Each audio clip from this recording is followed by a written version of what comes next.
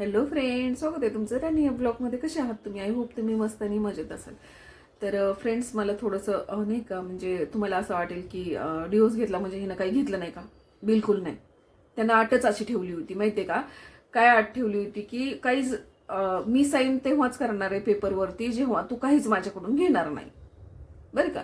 मग मी ठीक आहे म्हटलं, कारण हा सारखं सारखं म्हणायचं मी नवरा आहे, मी नवरा आहे, मी नवरा आहे, सारखं तो टॅग घेऊन तो फिरायचा. मला कुठं पण अडवायचा किंवा इथं माझ्याकडे यायचा आणि त्याला काही बोललं नाही, यायचं नाही, हे करायचं नाही. असं म्हटलं की म्हणायचा मी नवरा आहे का, येणारच असं म्हणायचा.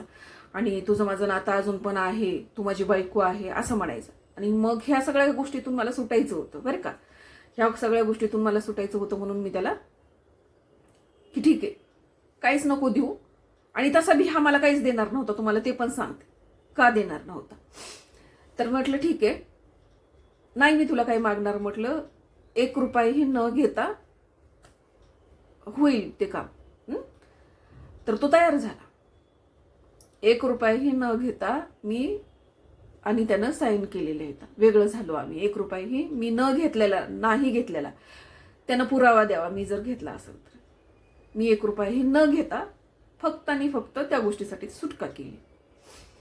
तर मला विचार करा, माझ्यासाठी मी ती मान्य केलं होतं, परंतु ह्याला परत डोक्यात आलं असेल की ही स्वतः जरी काही नाही घेतलं तर मुलांना केस टाकायला लावल आणि मुलांच्या मार्फत ही इस्टेटीची मागणी करेल. म्हणून त्यांनी काय केलं माहितीये का, की पेपर ऍड केली. मी आधीच्या व्हिडिओमध्ये तुम्हाला सांगितलंय, पेपरमध्ये पेपर ऍड केले की मुलांनी पण मी स्वतः लिहून देत आहे, माझा आणि माझ्या मुलांचा कुठल्याही प्रकारचा ह्याच्या प्रॉपर्टीवर अधिकार नसणार आहे म्हणून असं त्यांनी त्याच्यात लिहिलं. आणि आम्ही कुठलीही तक्रार म्हणजे करू शकणार नाही असं ती पेपर बरेच काही लिहून त्यांनी ही केलं होतं, मेन पॉइंट टाकून. परंतु तुम्हाला सांगते, मी माझे निर्णय घेऊ शकते, मला तुझी गरजच नाहीये खरं तर, बरोबर की नाही? परंतु माझ्या मुलांचं निर्णय मी कशी काय घेऊ शकते? माझ्या मुलांना 18 वर्ष होऊन गेलेले, त्यांची इच्छा राहिली, त्यांना बापाकडनं काही घ्यायचंय का बापाला असंच सोडायचंय. मी सोडला. का सोडला? कारण तू स्टॅग घेऊन फिरत होता, नवरा नवरा नवरा ह्याचा स्टॅग घेऊन फिरत होता, म्हणून मी तो निर्णय घेतला. नाहीतर मला सांगा, मला आता काय गरज होती तो निर्णय घेण्याची? असंही तो किती वर्षापासून वेगळा आहे, मी पण किती वर्षापासून वेगळी आहे, बरोबर की नाही? परंतु हा फक्त तसा करायचा म्हणून मी ती गोष्ट की ठीक आहे बाबा, तुला लय नवरा नवऱ्याचे ही आहे ना, माझं आहे ना, तर तो नकोच आहे मला.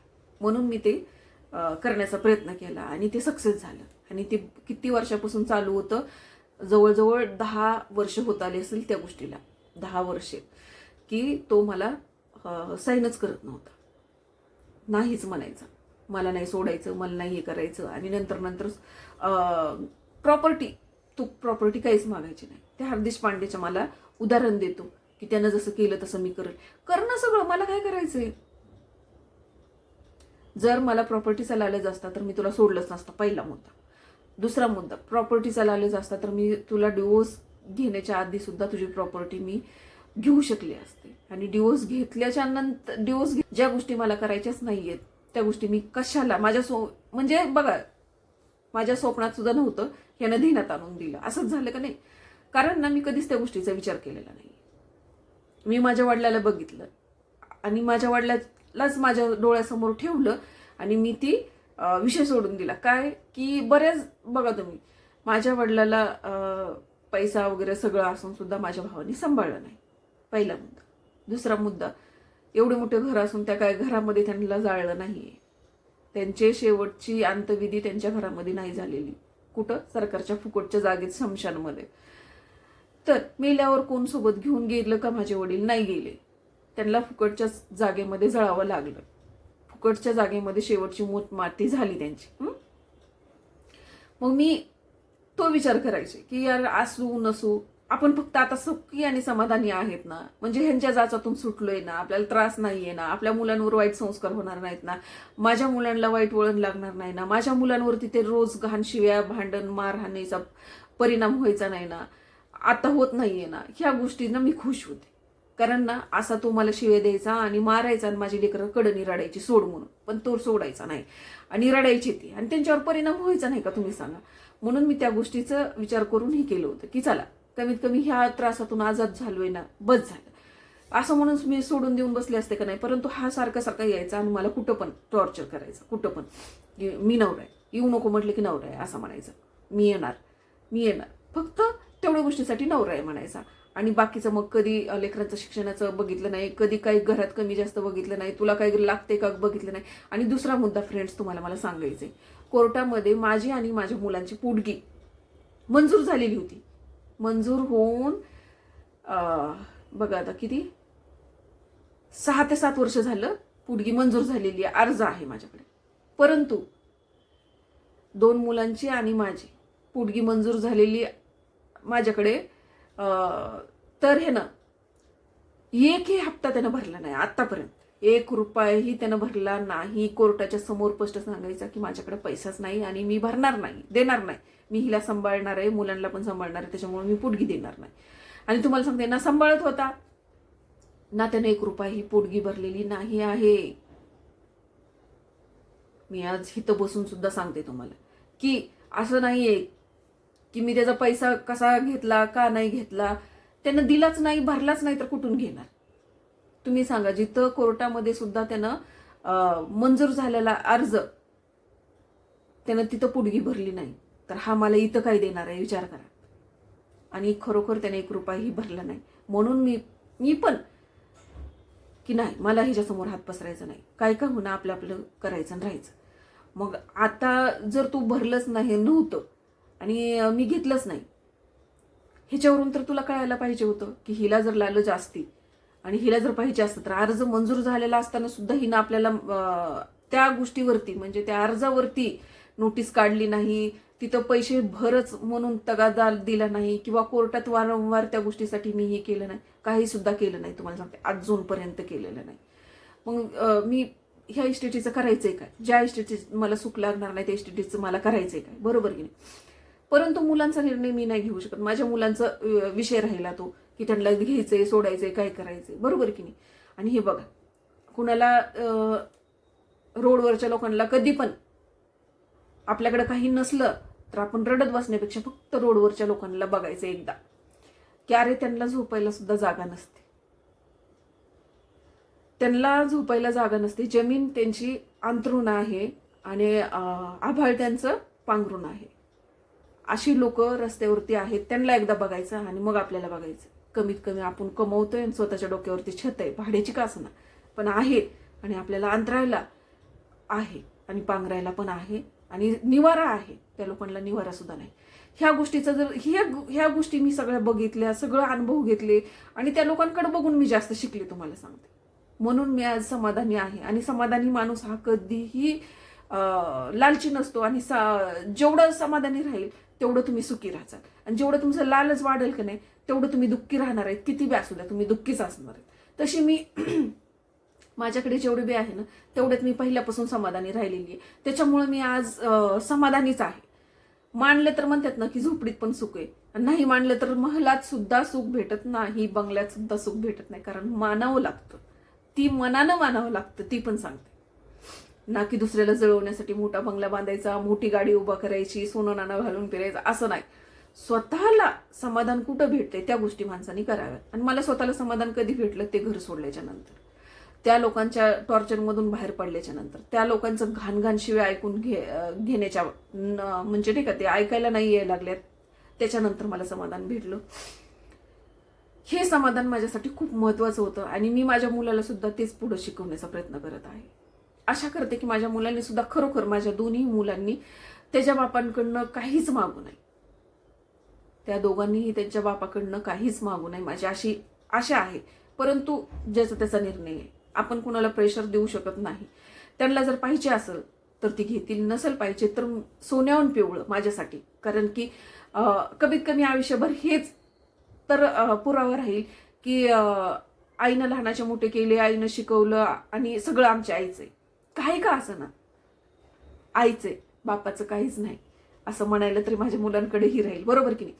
तर फ्रेंड्स, एक रुपयाही न घेतला आणि कोण बी येऊन असं भुकून जाते ना घेती म्हणून, तर त्यांनी फक्त, ज्याला माहिती आहे त्या कुत्र्यांनी फक्त एकच पुरावा द्यायचा, फक्त 1 रुपयाचा.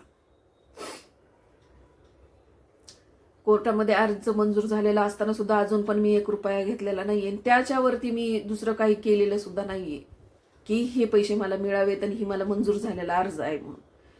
तर बाकीच्या तर गोष्टींची आशा सोडून द्या. कमीत कमी नाही म्हटलं ना तर 25,000 रुपये पुडगी होती. ते 25 आणि माझे स्वतःचे 50,000 मी महिन्याला घेऊन लेकरांचं आयुष्यामध्ये सगळं करत बसले असते, शिक्षण वगैरे. तुम्ही सांगा, एवढं मला कष्ट आणि मेहनत करायची गरज पडली असती का? आणि एवढं मला टेन्शन घ्यायची गरज पडली असती का? 25,000 कशाला म्हणतात? त्याच्या पेमेंटच्या ह्याच्यावरून त्यांनी ठरवलं होतं की पेमेंट किती आहे आणि त्याच्यावरून मुलांचं शिक्षण किती आहे, दोन्ही मुलांचं शिक्षण सगळं मिळून त्यांनी 25,000 रुपये पुडगी ठरवलेली होती. 25,000चं त्यांना 25 रुपये सुद्धा भरलेले तर सोडा, पण 25 पैसे सुद्धा भरलेले नाहीयेत. आणि ती पण असं नाही की 1-2 भरल्यात परत नाही भरले, असं नाही, सुरुवातीपासूनच भरलेलं नाही.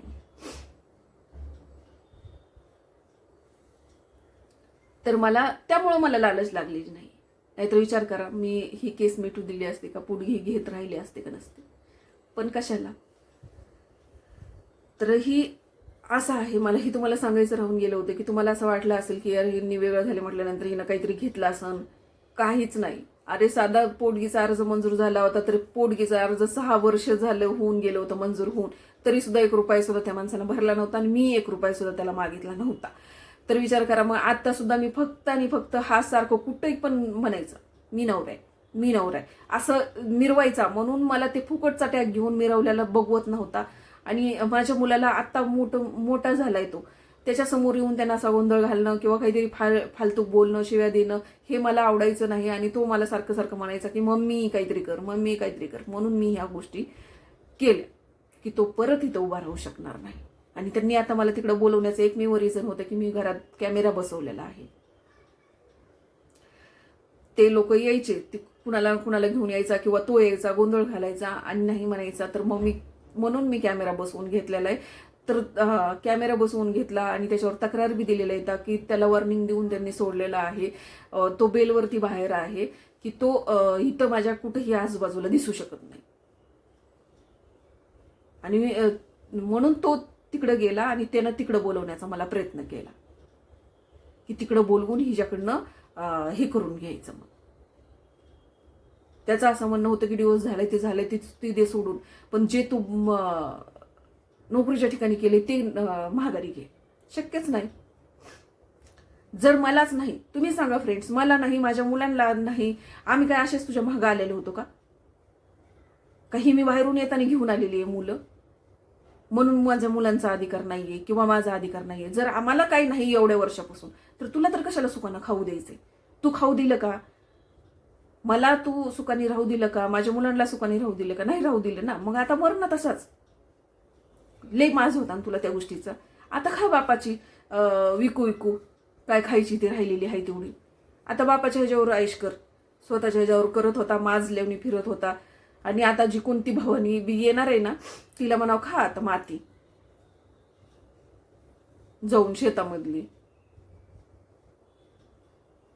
आयत्या पिठावर रिगोट्या वडायला अशा भवान्या किती बी येतील जातील. तर फ्रेंड्स, हे आहे खरं सत्य की मी 1 रुपयाही न घेता वेगळं झालेली आहे. आणि 1 रुपयाही मी आत्तापर्यंत घेतला नाही. आणि पोटगी मंजूर झालेली होती ती सुद्धा घेतलेली नाही. तर चला भेटूया पुढच्या ब्लॉगमध्ये. तोपर्यंत मस्त खा, स्वस्त राहा आणि आपापली काळजी घ्या. Bye bye.